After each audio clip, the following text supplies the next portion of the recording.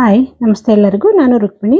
ಚಪಾತಿಗಾಗ್ಬೋದು, ದೋಸೆಗಾಗ್ಬೋದು, ರೊಟ್ಟಿಗಾಗ್ಬೋದು, ಇಲ್ಲ ಪೂರಿ ಕೂಡ ಆಗ್ಬೋದು. ತುಂಬ ಸೂಪರಾಗಿ ಮತ್ತೆ ಟೇಸ್ಟಿಯಾಗಿ ಒಂದು ಮಶ್ರೂಮ್ ಗ್ರೇವಿ ಮಾಡೋದು ಹೇಗೆ ಅಂತ ತೋರಿಸ್ಕೊಡ್ತಾ ಇದ್ದೀನಿ. ತುಂಬ ಸಿಂಪಲಾಗಿ ತುಂಬ ಟೇಸ್ಟಿಯಾಗಿ ಕೂಡ ಮಾಡ್ಕೋಬೋದು. ಬನ್ನಿ ಹೇಗೆ ಮಾಡೋದು ಅಂತ ನೋಡ್ಕೊಳ್ಳೋಣ. ನಾನಿಲ್ಲಿ ಮಶ್ರೂಮ್ ಗ್ರೇವಿ ಮಾಡೋಕ್ಕೋಸ್ಕರ ನೋಡಿ ಮೊದಲಿಗೆ ಒಂದು 200 ಗ್ರಾಮ್ ಆಗೋಷ್ಟು ನಾನು ಮಶ್ರೂಮ್ ತೊಗೊಂಡಿದ್ದೀನಿ. ನೋಡಿ ಅದೆಲ್ಲ ತುಂಬ ಮಣ್ಣಿದೆ ಅದರಲ್ಲಿ. ಇದನ್ನೆಲ್ಲ ನೀಟಾಗಿ ಕ್ಲೀನ್ ಮಾಡ್ಕೋಬೇಕು. ಅದ್ರ ಮೇಲಿರೋ ಸಿಪ್ಪೆ ಎಲ್ಲ ತಕ್ಕೋಬೇಕು. ಹಾಗಾಗಿ ನೋಡಿ ತೋರಿಸ್ತೀನಿ. ಈ ರೀತಿ ನಿಧಾನವಾಗಿ ಅದರಲ್ಲಿರೋ ಎಲ್ಲ ಸಿಪ್ಪೆಗಳನ್ನು ತಕ್ಕೋಬೇಕು. ಈಗ ತಕ್ಕೊಳ್ಳೋದ್ರಿಂದ ಮಣ್ಣಿನ ಅಂಶ ಎಲ್ಲ ಹೊರಟೋಗ್ಬಿಡುತ್ತೆ. ಇದೇ ರೀತಿ ನೋಡಿ ಎಲ್ಲಾನು ಕೂಡ ನಾನು ಸಿಪ್ಪೆಗಳನ್ನ ತೆಗೆದು ನಾನು ತಗೊಳ್ತೀನಿ. ನೋಡಿ ಒಂದು ತೆಗೆದು ತೋರಿಸ್ತಾ ಇದ್ದೀನಿ. ಈ ರೀತಿ ಎಲ್ಲಾನು ತೆಗೆದು ತಗೊಂಡಿದ್ದೀನಿ. ನೋಡ್ತಾ ಇರ್ಬೋದು ನೀವು ಎಷ್ಟು ನೀಟಾಗಿ ಕ್ಲೀನ್ ಆಗಿದೆ ಅಂತೇಳಿ.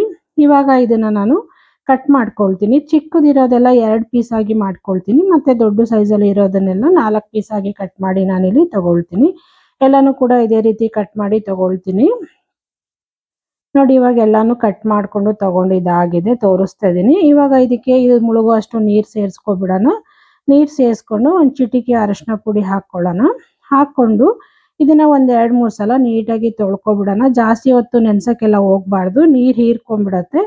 ಹಾಗಾಗಿ ಬೇಗ ಬೇಗನೆ ಒಂದು 2 ಸಲ ನಾನು ಇದನ್ನ ತೊಳ್ಕೊಂಡು ನೀರು ಚೆಲ್ಲಿ ತಗೊಳ್ತೀನಿ. ನೋಡಿ ತೊಳ್ಕೊಂಡು ನೀರು ಚೆಲ್ಲಿ ತಗೊಂಡಿದ್ದೀನಿ ಕೂಡ. ಇವಾಗ ಇದನ್ನ ಸೈಡಲ್ಲಿ ಎತ್ತಿಟ್ಟು ಇದಕ್ಕೊಂದು ಮಸಾಲೆ ರೆಡಿ ಮಾಡ್ಕೊಳ್ಳೋಣ. ಮಸಾಲೆ ರೆಡಿ ಮಾಡ್ಕೊಳ್ಳೋಕ್ಕೋಸ್ಕರ ಸ್ಟವ್ ಆನ್ ಮಾಡಿಕೊಂಡು ಸ್ಟವ್ ಮೇಲೆ ಒಂದು ಬಾಣಲಿ ಕೂಡ ಇಟ್ಕೊಂಡಿದ್ದೀನಿ. ಬಾಣಲಿಗೆ 1 ಸ್ಪೂನ್ ಎಣ್ಣೆ ಕೂಡ ಸೇರಿಸ್ಕೊಂಡಿದ್ದೀನಿ. ಎಣ್ಣೆ ಬಿಸಿ ಆದಮೇಲೆ ಒಂದು ದಪ್ಪ ಸೈಜಿಂದು 1 ಈರುಳ್ಳಿ ಸೇರಿಸ್ಕೊಳ್ತಾ ಇದ್ದೀನಿ, ಉದ್ದುದ್ದ ಕಟ್ ಮಾಡಿ. ಜೊತೆಗೆ ಒಂದು ಅರ್ಧ ಗೆಡ್ಡೆ ಆಗೋಷ್ಟು ಬೆಳ್ಳುಳ್ಳಿ, 1-2 ಹಸಿರು ಮೆಣಸಿನ್ಕಾಯಿ, ಆಮೇಲೆ ಒಂದು ಅರ್ಧ ಇಂಚ್ ಆಗೋಷ್ಟು ಶುಂಠಿ, ಒಂದು ಅರ್ಧ ಸ್ಪೂನ್ ಜೀರಿಗೆ ಸೇರಿಸ್ಕೊಳ್ತಾ ಇದ್ದೀನಿ. ಆಮೇಲೆ ನೋಡಿ ಒಂದು 3 ಗೋಡಂಬಿ ಸೇರಿಸ್ಕೊಳ್ತಾ ಇದ್ದೀನಿ. ಆಮೇಲೆ 1 ಸ್ಪೂನ್ ಆಗೋಷ್ಟು ನಾನಿಲ್ಲಿ ಬಿಳಿ ಎಳ್ಳನ್ನ ಸೇರಿಸ್ಕೊಳ್ತಾ ಇದ್ದೀನಿ. ಆಮೇಲೆ 1-2 ಸ್ಪೂನ್ ಆಗೋಷ್ಟು ನಾನಿಲ್ಲಿ ಕಡಲೆ ಬೀಜನ ಹುರಿದು ಸಿಪ್ಪೆ ತೆಗೆದು ಸೇರಿಸ್ಕೊಂಡಿದ್ದೀನಿ. ನೋಡಿ ಇಷ್ಟನ್ನು ಸೇರಿಸ್ಕೊಂಡು 1-2 ನಿಮಿಷ ನಾವು ಇದನ್ನು ಚೆನ್ನಾಗಿ ಫ್ರೈ ಮಾಡ್ಕೊಳ್ಳೋಣ. ಮೀಡಿಯಂ ಫ್ಲೇಮಲ್ಲಿ ಇಟ್ಕೊಂಡು ಇದರಲ್ಲಿರೋ ಹಸಿ ಸ್ಮೆಲ್ಲೆಲ್ಲ ಹೋಗಿ ಈರುಳ್ಳಿ ಎಲ್ಲ ಚೆನ್ನಾಗಿ ಫ್ರೈ ಆಗಬೇಕು. ನೋಡಿ ಇವಾಗ ಫ್ರೈ ಆಗಿದೆ ಕೂಡ. ಇಷ್ಟ ಆದರೆ ಸಾಕು. ಇವಾಗ 1 ಟೊಮೊಟೊ ಹಾಕ್ಕೊಳ್ತಾ ಇದ್ದೀನಿ ಉದ್ದುದ್ದ ಕಟ್ ಮಾಡಿ. ಜೊತೆಗೆ ಒಂದು ಸ್ವಲ್ಪ ಕೊತ್ತಂಬರಿ ಸೊಪ್ಪು ಕೂಡ ಸೇರಿಸ್ಕೊಂಡು ಇನ್ನೊಂದು ನಿಮಿಷ ನಾವು ಇದನ್ನು ನೀಟಾಗಿ ಸಾಫ್ಟ್ ಆಗೋವರೆಗೂ ನೀಟಾಗಿ ಫ್ರೈ ಮಾಡ್ಕೊಳ್ಳೋಣ. ನೋಡಿ ಇನ್ನೊಂದು ನಿಮಿಷ ಫ್ರೈ ಮಾಡ್ಕೊಂಡಿದ್ದಾಗಿದೆ. ಎಲ್ಲನೂ ಕೂಡ ಚೆನ್ನಾಗಿ ಸಾಫ್ಟ್ ಆಗಿದೆ. ಇವಾಗ ಇದೊಂದು 5 ನಿಮಿಷ ನಾನು ಇದನ್ನು ತಣ್ಣಗೆ ಬಿಟ್ಬಿಟ್ಟು ಆಮೇಲೆ ಮಿಕ್ಸಿ ಜಾರಿಗೆ ಹಾಕ್ಕೊಂಡು ನಾವು ಇದನ್ನು ರುಬ್ಕೊಳ್ಳೋಣ. ನೋಡಿ ಒಂದು 5 ನಿಮಿಷ ಆದಮೇಲೆ ತಣ್ಣಗಾಗಿದೆ ಕೂಡ ಮಸಾಲೆ ಎಲ್ಲ. ಇವಾಗ ಒಂದು ಮಿಕ್ಸಿ ಜಾರಿಗೆ ಸೇರಿಸ್ಕೊಳ್ತಾ ಇದ್ದೀನಿ.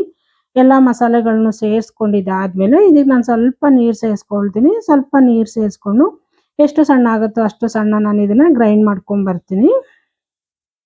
ನೋಡ್ತಾ ಇರ್ಬೋದು ಗ್ರೈಂಡ್ ಮಾಡ್ಕೊಂಡು ಬಂದಿದ್ದೀನಿ ಕೂಡ. ಇಷ್ಟ ಆದರೆ ಸಾಕು. ಇವಾಗ ಇದನ್ನು ಸೈಡಲ್ಲಿ ಎತ್ತಿಟ್ಬಿಟ್ಟು ಮತ್ತೆ ಸ್ಟವ್ ಆನ್ ಮಾಡಿಕೊಂಡು ಸ್ಟವ್ ಮೇಲೆ ಒಂದು ಬಾಣಲಿ ಕೂಡ ಇಟ್ಕೊಂಡಿದ್ದೀನಿ ಒಗ್ಗರಣೆಗೆ. ಬಾಣಲಿ ಸ್ವಲ್ಪ ಬಿಸಿ ಆಗ್ತಾ ಇದ್ದಂಗೆ ನೋಡಿ ಒಂದು 3-4 ಸ್ಪೂನ್ ಎಣ್ಣೆ ಸೇರಿಸ್ಕೊಳ್ತಾ ಇದ್ದೀನಿ. ನಾನು ಎಣ್ಣೆ ಜಾಸ್ತಿ ಯೂಸ್ ಮಾಡ್ತಾ ಇಲ್ಲ, ಸ್ವಲ್ಪನೇ ಯೂಸ್ ಮಾಡ್ತಾ ಇದ್ದೀನಿ. ಎಣ್ಣೆ ಬಿಸಿ ಆದಮೇಲೆ ಒಂದು ಈರುಳ್ಳಿನ ಮೀಡಿಯಮ್ ಈರುಳ್ಳಿನ ಫುಲ್ ಫೈನಲ್ ಚಾಪ್ ಮಾಡಿ ಕಟ್ ಮಾಡಿ ಸೇರಿಸ್ಕೊಂಡಿದ್ದೀನಿ. ಆಮೇಲೆ ಒಂದು ಎಸ್ಳು ಕರಿಬೇವು ಕೂಡ ಸೇರಿಸ್ಕೊಂಡು ಹೈ ಫ್ಲೇಮಲ್ಲಿ ಇಟ್ಕೊಂಡು ಈರುಳ್ಳಿ ಮತ್ತು ಕರಿಬೇವನ್ನ ಚೆನ್ನಾಗಿ ಫ್ರೈ ಮಾಡ್ಕೊಳ್ಳೋಣ.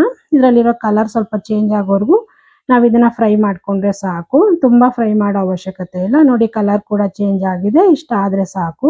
ಇವಾಗ ನಾವು ರುಬ್ಬಿಟ್ಕೊಂಡಿದ್ವಲ್ಲ ಆ ಮಸಾಲೆನ ಸೇರಿಸ್ಕೊಳ್ತಾ ಇದ್ದೀನಿ.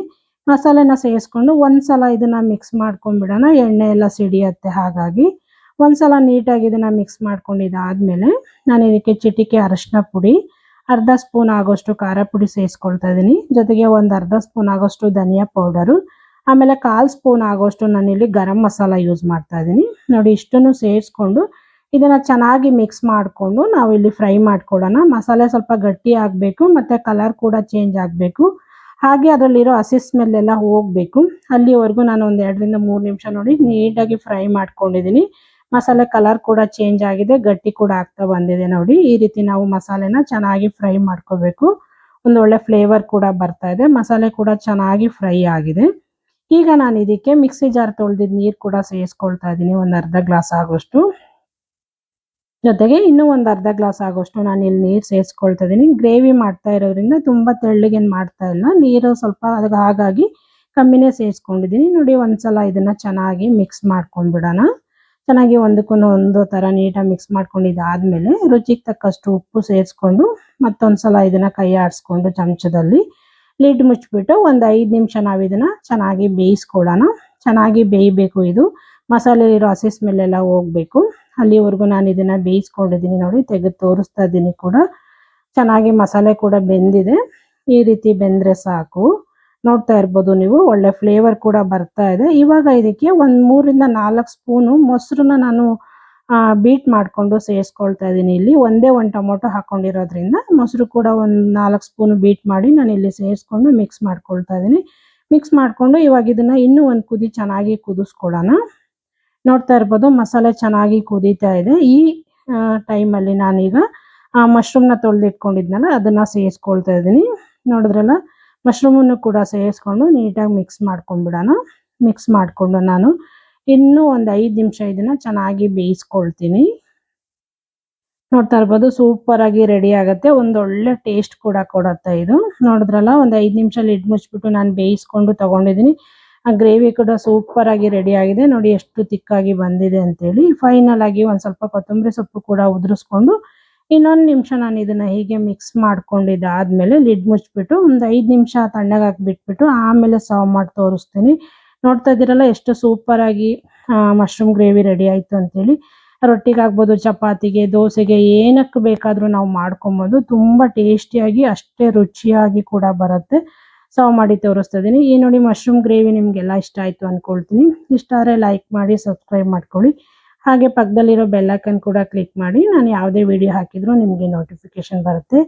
ಹೀಗೆ ಇನ್ನಷ್ಟು ಈಸಿ ಹಾಗೂ ಸಿಂಪಲ್ ರೆಸಿಪಿಗಳಿಗಾಗಿ ಆರ್ಡಿಯೋ ಅಡುಗೆ ಮನೆ ಚಾನಲ್ ಸಬ್ಸ್ಕ್ರೈಬ್ ಮಾಡಿಕೊಂಡು ಸಪೋರ್ಟ್ ಮಾಡಿ ಅಂತ ಕೇಳ್ಕೊಳ್ತೀನಿ. Thank you for watching.